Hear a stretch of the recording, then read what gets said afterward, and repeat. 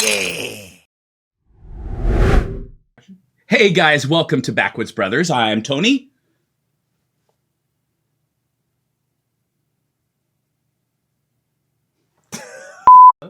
Hey, Joel with Backwoods Brothers. And Tony. Hey, and welcome to Mayor's Month. We are so excited.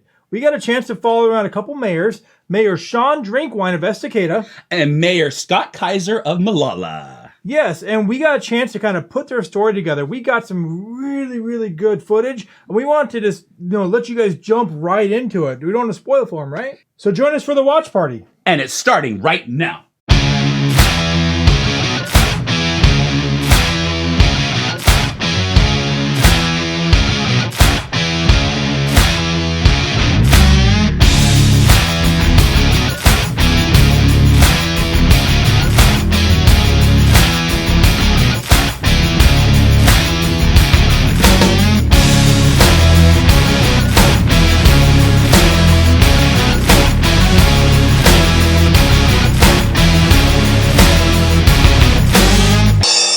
You know, being a mayor, we forget why we become a mayor. And we almost get walled off. We separate ourselves from everything. We stop being effective because we stop listening. We stop feeling. We stop acting. We stop being a part of the bigger picture. You know, when I'm out on the street and I'm having dinner with somebody or some people, or I'm out there shaking hands at some festival, or I'm doing it, that's all great and fine. But you have to live in the real world every other day too. So you're out there, you're shopping with everybody. You're going to church with everybody. You're having a barbecue with everybody. You are everybody. Everybody is you. Because without them, I am nothing. With them, I am everything, right? So as a mayor, I need each and every one of those people in my life, in some facet, every day, to make me who I am.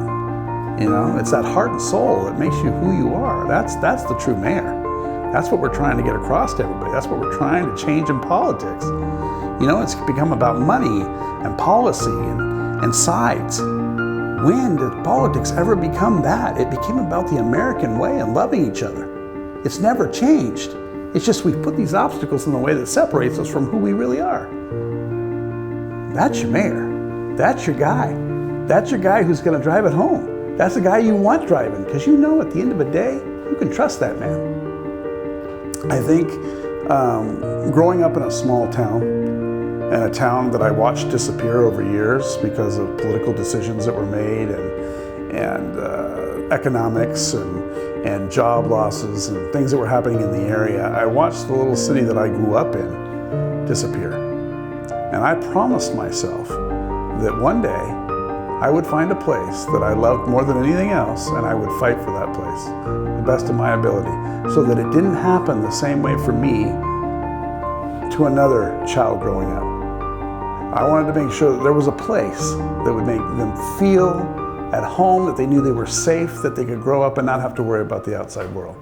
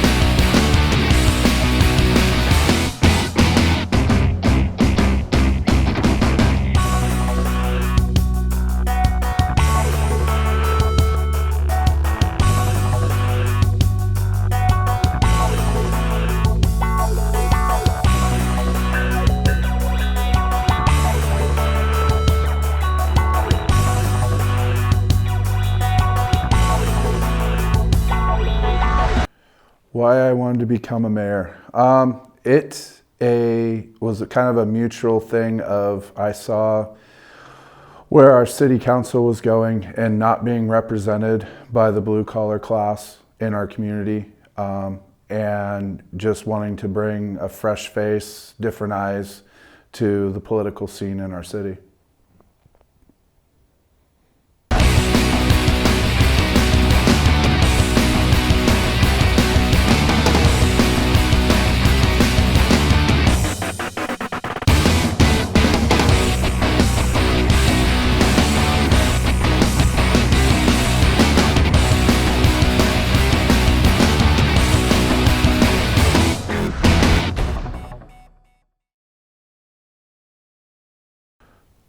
I really don't look at struggles.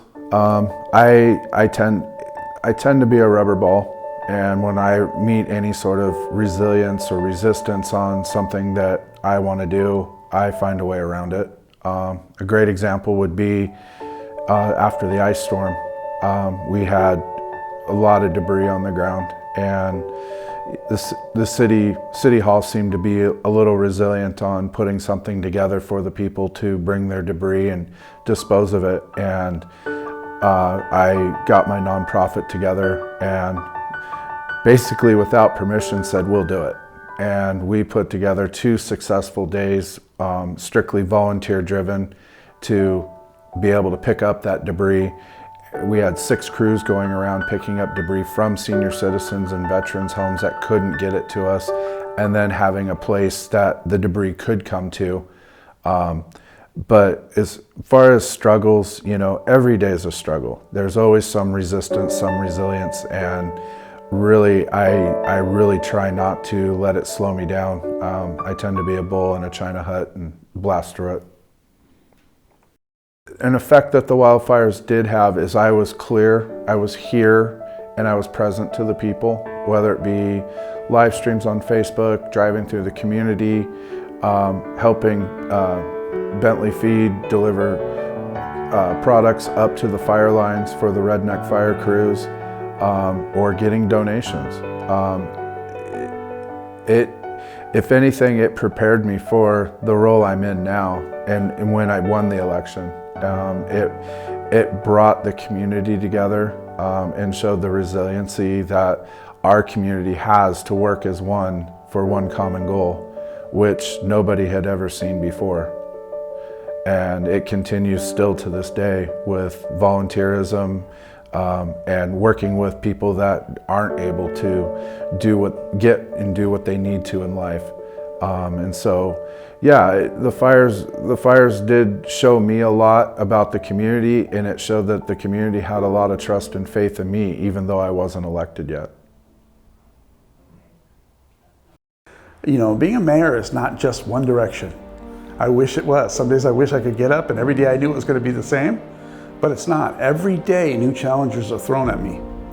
New ideas, new purposes, sadness, incidents, accidents, you know, economies, political venues, things that I never in my life have experienced, but yet in that instant, I have to find a way through it. And some days it feels like traveling through a swamp. You know, you don't know what's in front of you, but you're gonna walk that swamp no matter what, because you've told yourself you have to get to the other side. Well, that's kind of like being a mayor in a town where you don't know what is happening. You have no idea because you've never experienced it, but you're going to get the people and yourself through that swamp safely. That's what it's like some days being a mayor. Why don't they see the vision? But if you don't see the end, you'll never get there. You know, we'll always be stuck in that, well, maybe quicksand would be a good example.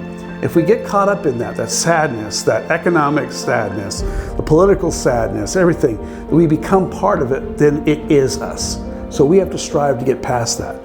And being a mayor is leading people past that, getting us out of that mode.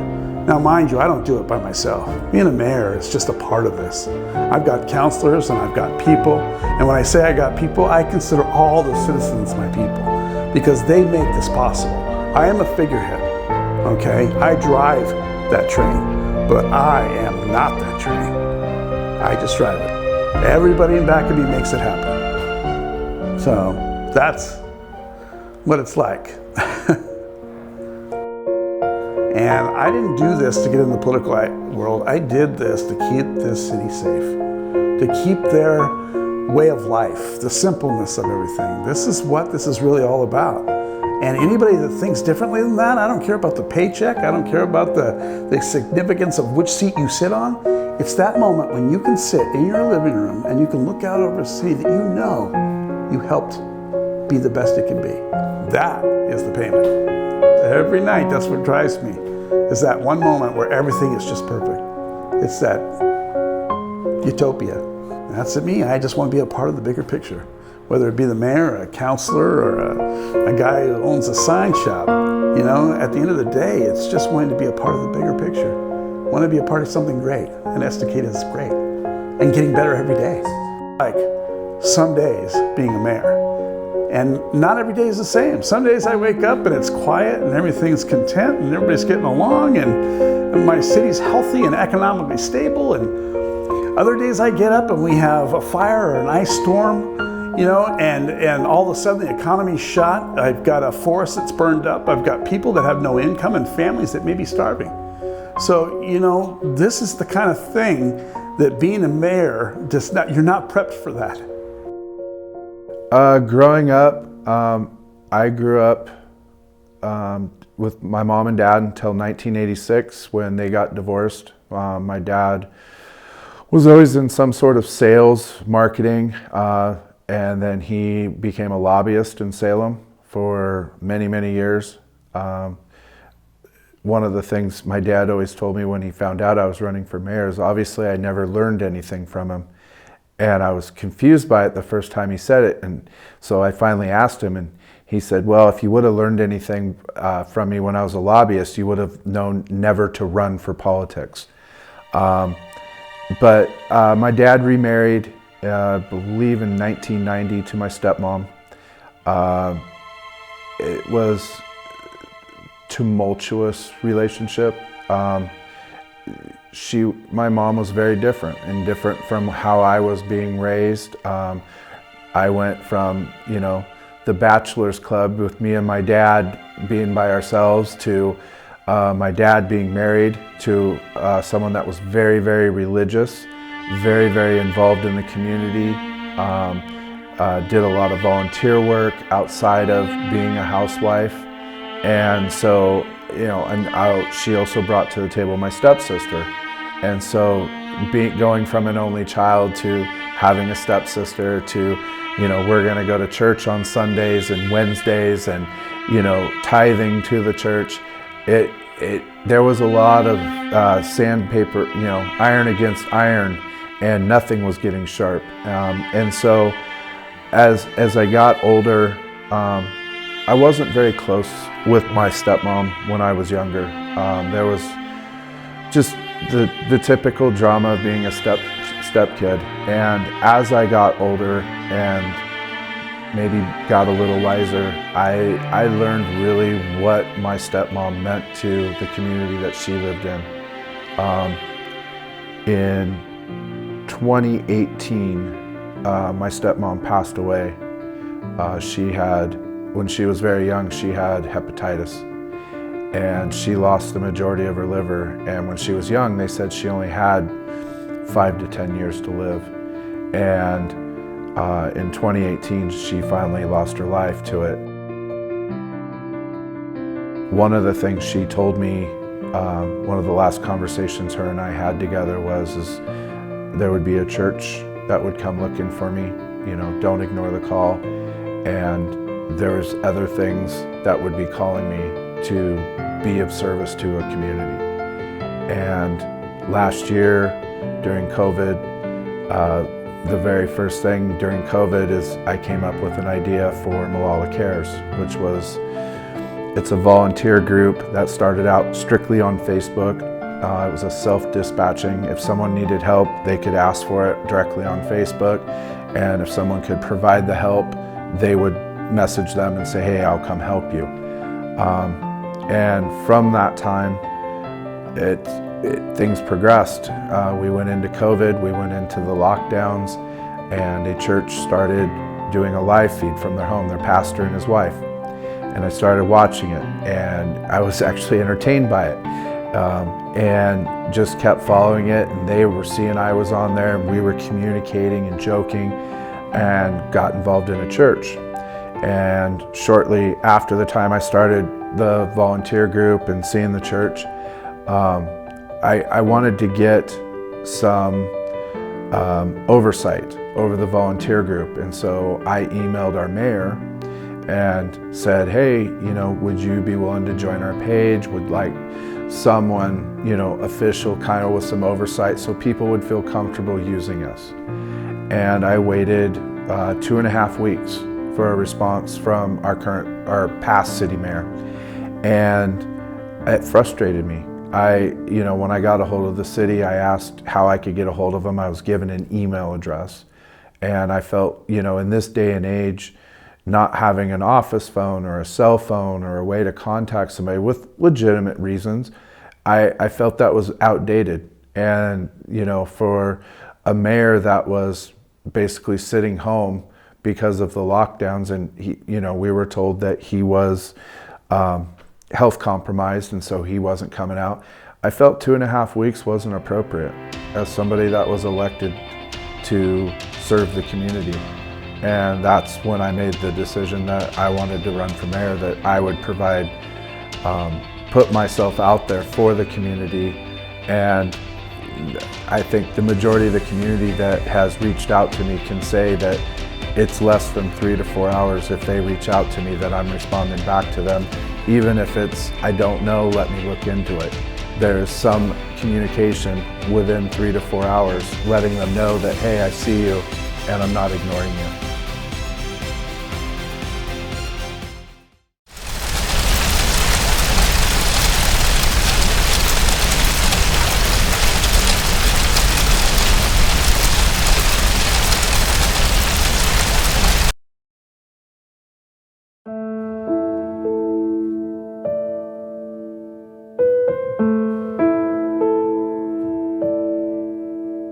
I gotta say, making it out of the fire alive and safe with a city that's on the map, and seeing how the ECW and surrounding people did what they did, that's a glory moment for me. We all stepped up, we all did the work, we all came out better for it. I am a much better mayor today than I was yesterday because of what we did. Okay? And I don't think anything could compare you or get you ready for anything like that, because it was intense. And one day was harder than the next. And never did you know what the outcome was going to be, but we kept on moving and we kept on pushing. And the people that came out to help were incredible. I am nothing to them. They are everything to me, because those are the people that made this all happen. Without them, I wouldn't be here, right? Because they were all there. I went out there and saw people bagging food and helping people get clothes and taking time out of their lives to make sure people were going to be okay. That's the true heroes.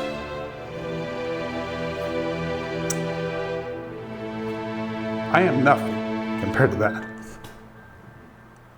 So, there's your tear moment.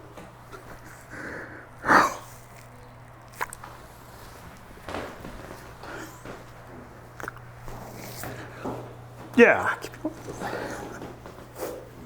That one. Oh. Okay. That's why I do this job. Because that's the kind of feeling you get when everything goes right. You get those moments where you can shed a tear because you know everybody is better. They're good. Their families are safe and our city's back on track, and we'll get through everything. We'll come out the other side and everybody will be stronger for it. But that moment was touch and go.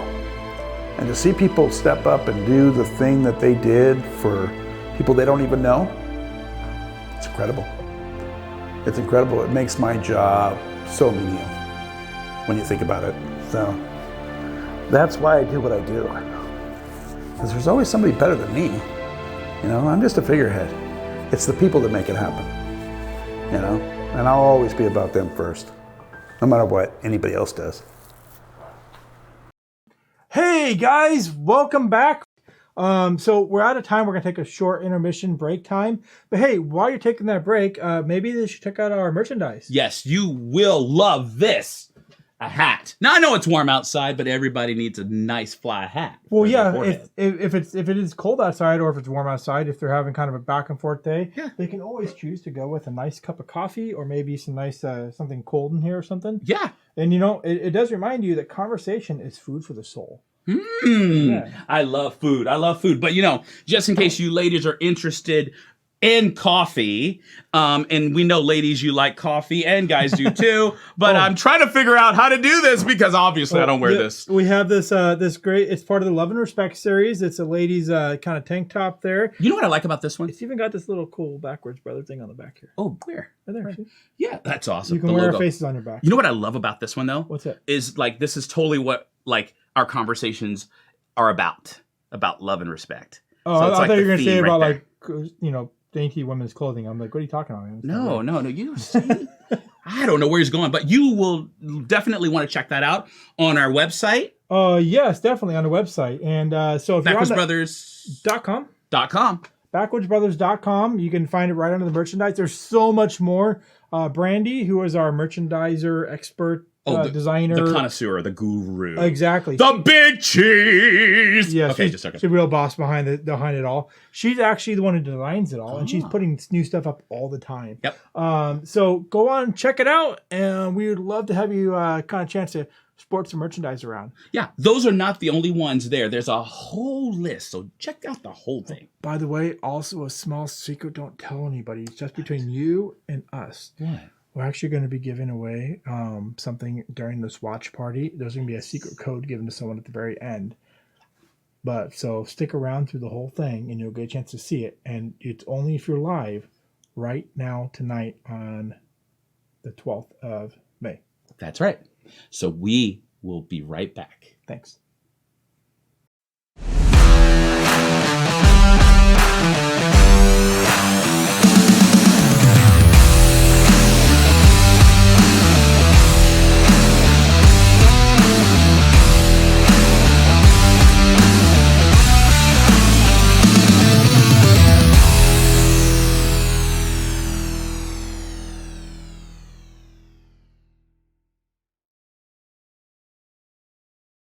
Hi, welcome to Stillwater's. Glad you're here.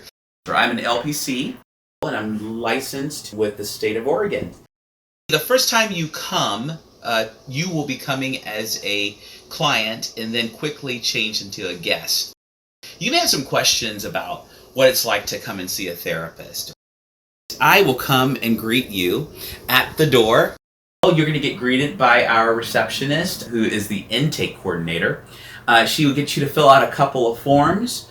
And then what we will do is I will greet you. We have some coffee. We have some tea. We have some water. The way we set up our facility here is to inspire a safe place where you can feel like you're being heard. Our mission at Stillwater is to inspire change through listening with love. So we always hope that that is your experience as you come through. Sessions are as long as you need them. So you have your choice there. There's no limitation on how much you come see me. If you are looking for a therapist, then you can find me on Psychology Today out of Estacada, Oregon. We look forward to talking with you, and we're excited that you have chosen us to come alongside of you on this journey.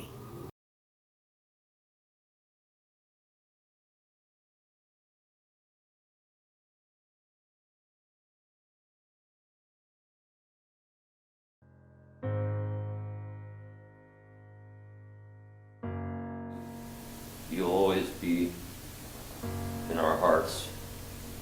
So I'll say, instead of goodbye, we'll see you soon.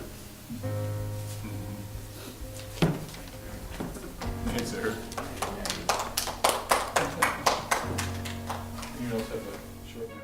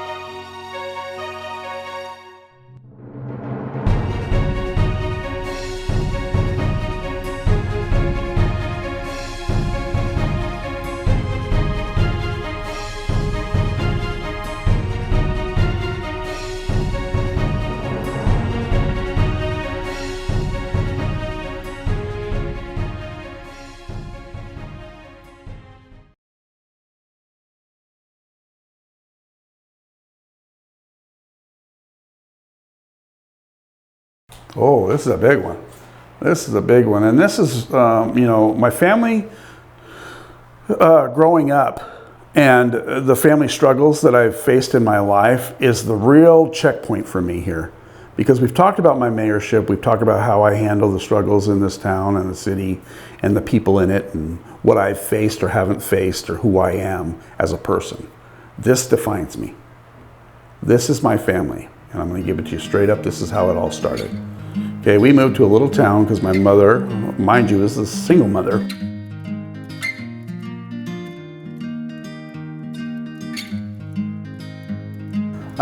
This is a single mother raising kids, no income, and no father in the immediate area.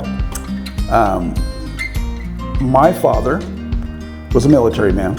He was a career military man. He was in there for 20 years, Special Forces during the Vietnam War.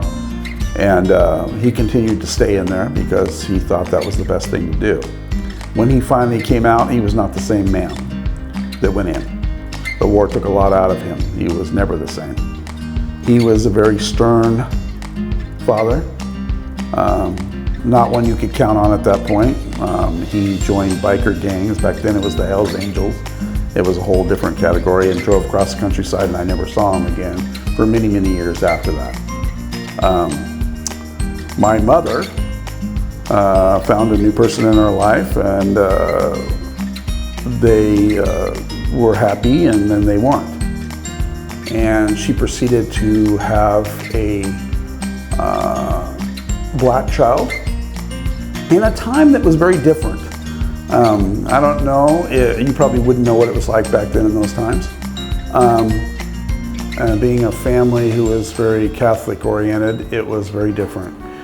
They pretty much discommunicated us from the family, so we were on our own. There was no support, no help, nothing.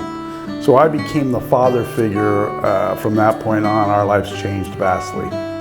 I pretty much raised my brother. I had to work a couple jobs. Like I said, school was very shortcoming for me. I pretty much took care of my mother as well.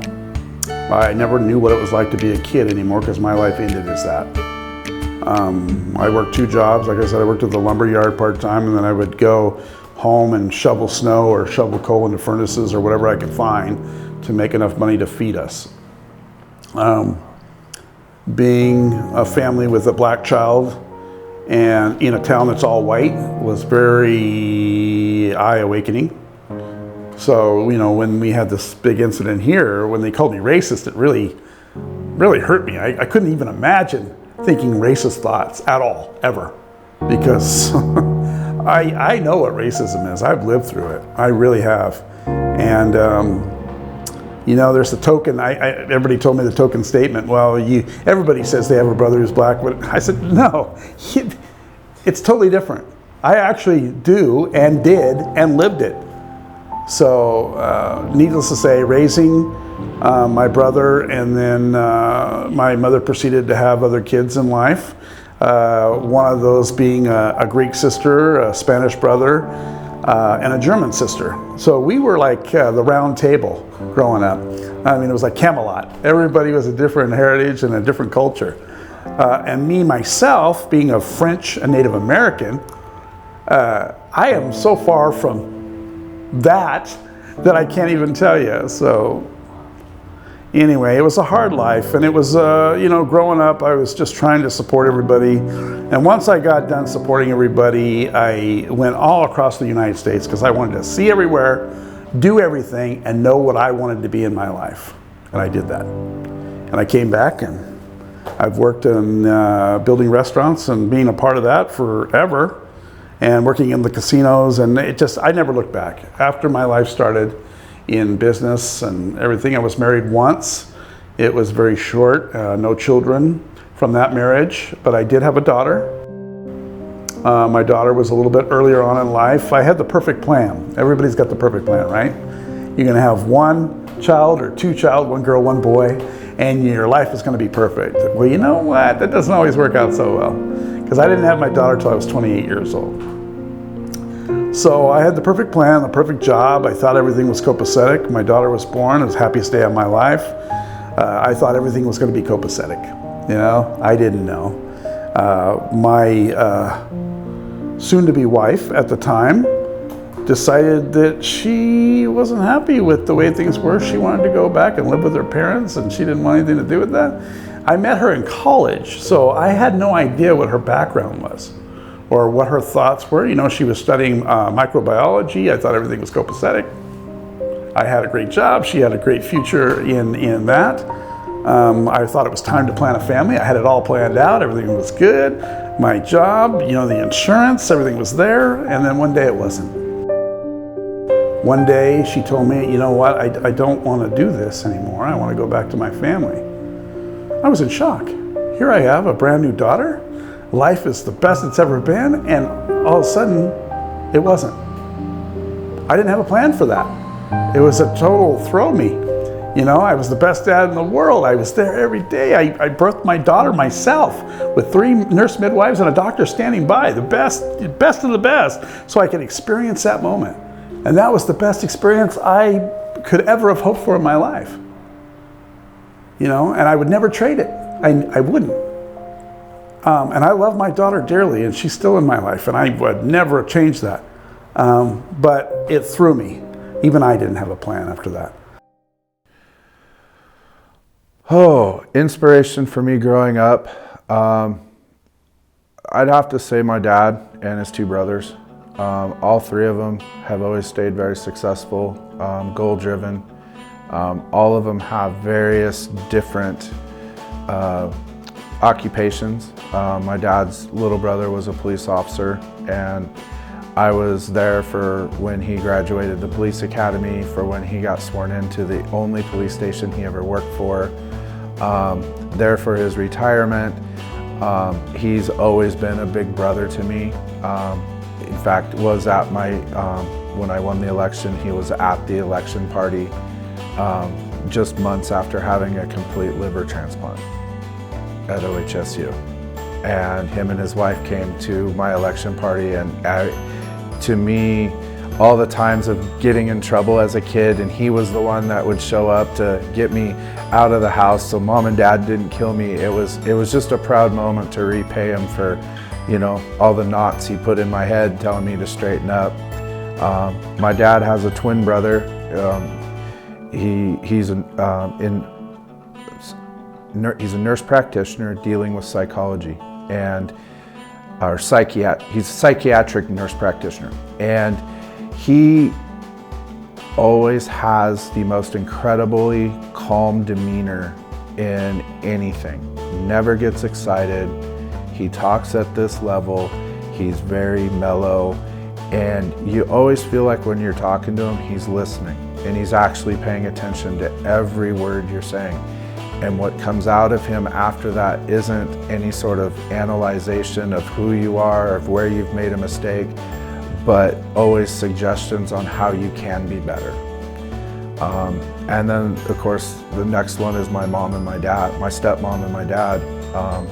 My dad, he dealt a lot in sales growing up. He was always busy, he was always working, but he always provided for the family. Probably one of the proudest moments was my dad always had a goal or a dream of being a police officer, and right after I graduated high school, he got accepted to be a reserve officer for Hillsborough Police. And so watching him graduate, just knowing that that was his lifelong dream to be a police officer was huge. My dad was only 5'7". And back when he was very young, for him to be a Portland police officer or any police department in those years, you had to be over 6 feet tall. And so he never could do it. And so he finally made his lifelong dream. And then 25 years later, watching him retire as a reserve police officer. He was a reserve for Hillsborough Police for 25 years. I believe still to this day he holds the longest tenure as a reserve officer for that department. And then my stepmom. My stepmom had the most incredible family, still does. My step-grandparents are awesome. The whole family, I love them to death. She was dealt some hard blows in life, from having hepatitis when she was a kid. She was very sick. To her first husband was a Washington County deputy who died in the line of duty. And after that, she got involved in a law enforcement ministry called Officer Alive, and she gave her time, energy to that, along with the Washington County Sheriff's Officers Association, their union, and that's where she met my dad. But weekly, monthly, she was taking huge jars full of candy into the Washington County Sheriff after her husband died. And then, I guess in 2018, she passed away, and she had Hillsborough Fire Department, which my uncle is retired from, and her cousin is retired from, who was a chief for Hillsborough Fire. And she had Washington County Sheriff all stand honor guard over her casket during her memorial. And she was never a firefighter or a deputy, but she had their honor guard standing over her casket, which is absolutely unheard of. One of her words in life that she kind of lived by was joy. And I've kind of taken that word, and that's kind of the meaning behind, having a volunteer group, is just bringing some amount of joy to people in the community, whether it be, just spending time and visiting with a veteran, or coming and moving some furniture so they can put an area rug down, we've gone and helped during the fires. We helped evacuate people from, senior citizens that were disabled from their homes, so they could be safe. And so I would say, those four people probably were the main people in my life that I really looked up to.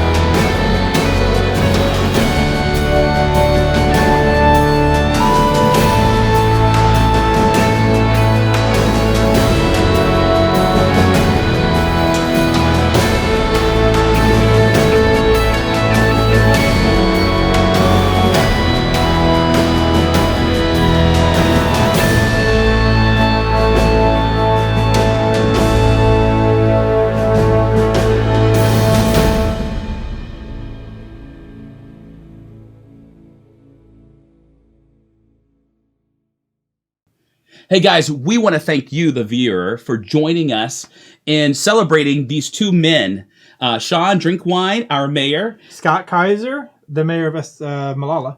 That's right. And Sean Drinkwine from Estacada. Of course. I hope you guys got a chance to really learn a lot more about them and enjoyed watching on the watch party with us.